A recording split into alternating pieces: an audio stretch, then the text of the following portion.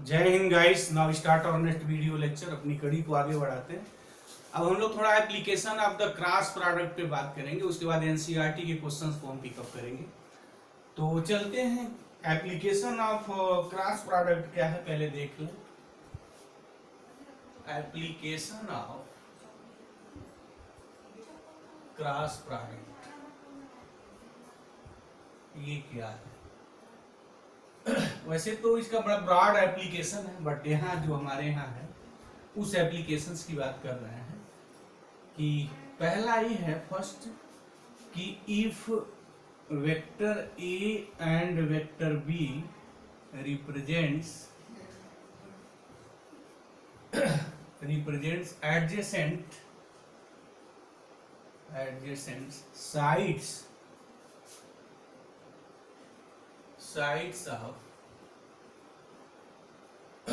adjacent sides of triangle, कोई भी triangle है, then its area is equal to half mod of A cross B होता है।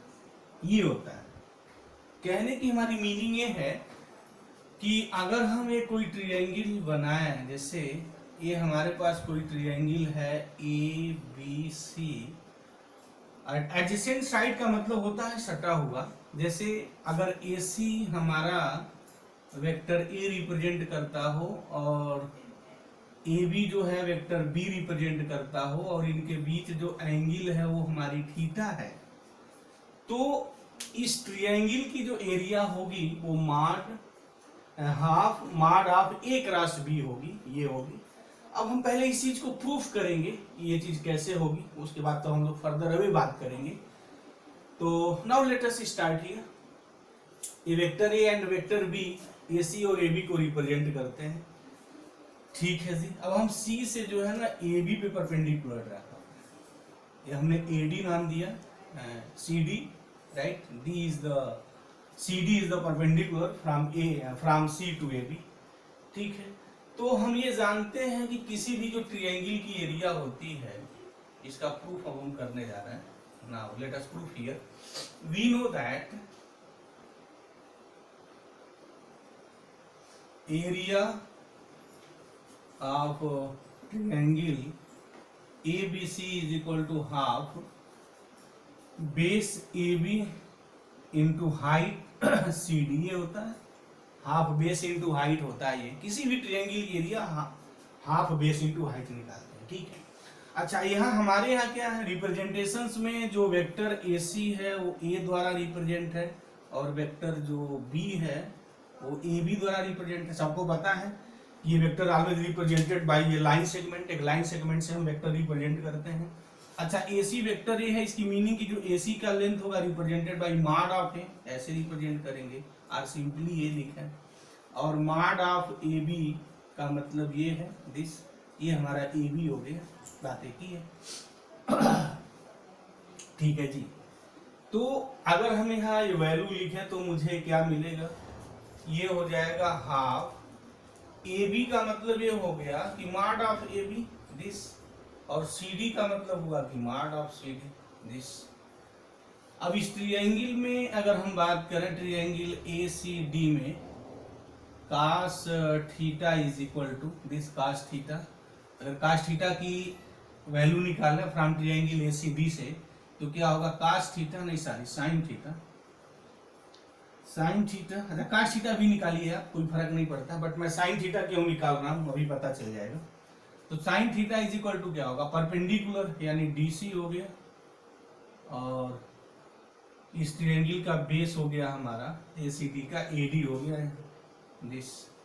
तो जो DC की वैल्यू आएगी वो AD sin थीटा हुई। अच्छा, AD को ही हम लोग मॉड ऑफ AD लिखेंगे, this mod of AD, sorry DC is equal to AD sin theta, ठीक है जी, राइट। कोई प्रॉब्लम नहीं है। चलिए AD sin थीटा लिखना क्या फर्क पड़ता है, ऐसे भी तो हम लिख सकते हैं। चलिए, बहरहाल DC की जगह मैं AD sin थीटा लिख सकता हूँ, ये बात है। जैसे यहाँ वेक्टर CD लिखा हुआ है तो उस CD की जगह हम लोग AD साइन थीटा लिखा जा सकता है, ठीक है। अच्छा, जो AB है this represented by B, right. और sine theta is equal to perpendicular upon base नहीं होता है, कितनी बड़ी ये मिस्टेक हो रही थी। Sine theta is equal to perpendicular upon hypotenuse होता है, तो this is the AC here, तो DC is equal to this AC, तो दिस AC ये है। तो DC के जगह और CD के जगह बात एक ही है। तो अगर हम माड लेते हैं तो ये हमारा वेक्टर DC, या हमें माड आप ऐसे भी लिख सकते हैं ना, ये दिस माड ऑफ CD के हैं, क्योंकि ये ध्यान रखिएगा mod of DC is equal to mod of CD लिख सकते हैं, but DC is equal to minus vector CD होगा। This concept keep in mind ना, DC is equal to mod DC, क्योंकि माड स्केलर होगा, ये स्केलर दोनों तो इक्वल होंगे ना, always represented by a length vector, vector का जो माड है always represented by a length, and length taken to be the positive. But जब DC वेक्टर लिखेंगे तो माइनस CD हो जाएगा। तो DC को हम माड CD भी लिख सकते हैं, माड DC भी वेक्टर लिख सकते हैं, कोई फर्क पड़ने वाला नहीं। माड के अंदर AC या CA लिखे भी तो कोई इफेक्ट नहीं होगा, ठीक है जी। चलिए अभी हो गया हाफ। माड ऑफ AB का मतलब हमारा क्या है, AB this vector represented by what, vector B, ये हो गया हमारा B हो गया।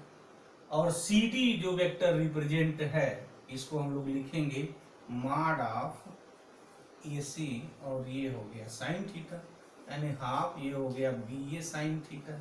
इसको मैं लिख सकता हूँ हाफ AB साइन थीटा, और इसी को लिख सकते हैं हाफ माड ऑफ A क्रॉस B, लिखा जा सकता है। वाई? क्योंकि जो A क्रॉस B होता है वह AB sine theta n cap होता है, और जब माड लिखेंगे तो ये माड हो जाएगा, तो ये हो जाएगा माड of AB sine theta and माड ऑफ n कैप, इसकी वैल्यू 1 होती है, और ऑलरेडी माड के अंदर है ही है, तो AB साइन थीटा, माड ऑफ A माड ऑफ B साइन थीटा, तो हाफ माड ऑफ A क्रॉस B, ये एरिया होती है दिस। तो अगर कोई ट्रायंगल जिसकी एडजेसेंट साइड दो वेक्टर रिप्रेजेंट करते हैं, कोई वेक्टर A है और कोई वेक्टर B है, तो उसकी जो एरिया होगी हाफ माड ऑफ A क्रॉस B होगी, ठीक है जी। अब लगे हाथ हम पैरेललोग्राम की बात कर लें उसका भी एप्लीकेशंस में बड़ा जबरदस्त यूज आता है कि if A and B represent adjacent side of A triangle के जगह अगर हम लोग पैरेललोग्राम कर लें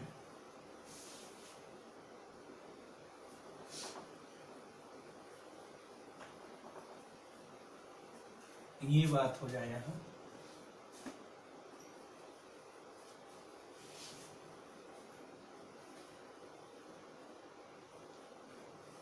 मतलब कि अगर किसी पैरेललोग्राम की दो एडजेसेंट साइड्स किसी वेक्टर A एंड B द्वारा रिप्रेजेंट हों, तो उसकी जो एरिया होगी mod of A cross B होती है। ये है represent adjacent sides of parallelogram. कोई पैरेललोग्राम है, A and B represents adjacent sides of a parallelogram, then its जो एरिया होगी वो माड ऑफ A क्रॉस B, ये होता है दिस।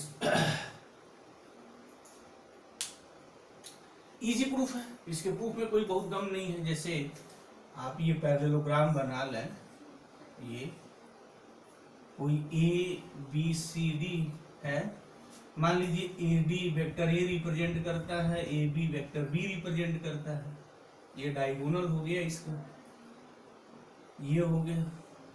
तो हमें पता है कि जो ट्रायंगल ABD होगी इसकी एरिया हाफ माड ऑफ A क्रॉस B होगी। सिमिलरली हम BCD अगर इसकी इस ट्रायंगल की एरिया निकालें तो भी माड ऑफ A क्रॉस B होगी, इजी वे में। अब इन दोनों का सम करेंगे तो सिंपल प्रूफ है, एक कोई भी जैसे हम ये ले लें तो ये एरिया वही होगी जो ये एरिया होगी, राइट। ये एरिया माड A क्रॉस B होगी और ये एरिया भी होगी, और सम कर देंगे तो एरिया आ जाएगी। और ट्रायंगल की एरिया माड हाफ माड ऑफ A क्रॉस B होता है, ऑलरेडी हमने प्रूव किया है। तो अगर आपके पास कोई पैरेललोग्राम है और उसकी दो sides vector A and vector B दोनों रिप्रेजेंट हैं तो उसकी एरिया माड ए क्रॉस बी होती है। तो ये इसका जियोमेट्रिकल एप्लीकेशन थोड़ा है कि जब हम लोग क्रॉस प्रोडक्ट के बारे में बात करते हैं। अब हम कुछ एनसीईआरटी के क्वेश्चंस पिकअप कर रहे हैं, थोड़ा का क्वेश्चन एनसीईआरटी का लगाया जाए। जैसे यहाँ ये है क्वेश्चंस में थोड़ा लिखूं, दिस क्वेश्चन हियर एनसीईआरटी का है, फाइंड द एरिया ऑफ, हमें एरिया ऑफ एक पैरेललोग्राम की एरिया निकालनी है जिसकी adjacent side are determined the vectors, जिसकी एडजेसेंट जो साइड्स है वो इस वेक्टर द्वारा रिप्रेजेंट है, वेक्टर ए और वेक्टर बी जो मेरा है वो 2i cap minus 7j cap plus k cap ये है। अब इसकी एरिया हमें निकालनी है। तो अभी हमने पढ़ा कि अगर कोई दो वेक्टर्स किसी पैरेललोग्राम के दो एडजेसेंट साइड्स को रिप्रेजेंट करते हो तो उनकी एरिया जो होती है माड ए क्रॉस बी होती है, ठीक है जी। तो एरिया इस पैरेललोग्राम की क्या होगी, what is the area, area हो जाएगी हाफ माड ए क्रॉस बी। तो पहले हम लोग ए क्रॉस बी निकाल लें, और ए क्रॉस बी निकालते कैसे हमने बताया था, इसके लिए टेक्निक सबसे पहले आप जब भी दो वेक्टरों का क्रॉस प्रोडक्ट निकालें तो डिटर्मिनेंट्स में आई जे और के लिख लिया, उसके बाद ए का कंपोनेंट आई जे के का लिखेंगे वेक्टर ए का, तो यहाँ आई का कोफिशिएंट 1 हो गया, जे का -1 और के की जगह 3 हो गया। बी में आई कोफिशिएंट 2 है, जे का कोफिशिएंट -7 है और के का जो कोफिशिएंट है 1 है, हो गया। अब इनका कैलकुलेशन, ये आई कैप ये और ये हट गया, -1 प्लस 21 ये हो जाएगा 7 × 21 प्लस 21 माइनस जे कैप ये हट जाएगा ये, तो ये और ये बचेगा, तो 1 × 1 हो गया, माइनस 2 × 3 = 6 प्लस के कैप ये रो कॉलम हटा तो ये बचा, ये हो गया -7 एंड प्लस 2 ये हो गया एक क्रॉस बी। अब इसको हम सॉल्व करते हैं तो ये हो गया 20i कैप, ये -5 होगा तो ये +5j कैप दिस, और ये हो जाएगा -5, ठीक है जी। ये हो गया हमारा ए क्रॉस बी।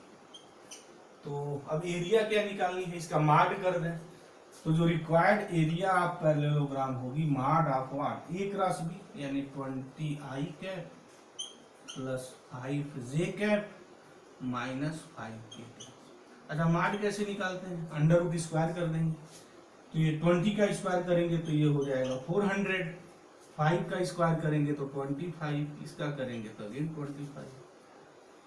तो अगर मैं 25 यहाँ कॉमन कर लूँ तो क्या 25 कॉमन हो सकता है क्या, जैसे 400 अपान अगर मैं 25 करूँ तो 5 हो गया, ये 80 हो गया, 16 25 80, तो 25 16 हम 400 होता है। 25 अगर मैं कॉमन खींच लूँ तो यहाँ 5 हो जाएगा, ये हो जाएगा 16 और 1 + 1 ये हो जाएगा 5 और 16 2 18 हो जाएगा, 18 को लिख सकते हैं 9 × 2, यहाँ हो जाएगा 3 यानी 15√2 इतना यूनिट स्क्वायर होगा, जो भी यूनिट होगा उसका स्क्वायर दिस 15√2 एरिया होगी इसकी।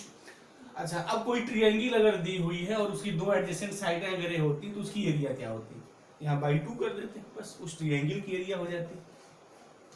तो ये हमारा जो है एप्लीकेशन पार्ट्स है कि क्रॉस प्रोडक्ट का एप्लीकेशंस क्या है। तो जनरली दो बड़ा धड़ल्ले से एप्लीकेशन है यहाँ पे यूज है कि अगर कोई भी दो एडजेसेंट साइडें वेक्टर द्वारा रिप्रेजेंट हो ट्रायंगल की तो उसकी एरिया हाफ माड ऑफ ए क्रॉस बी होता है।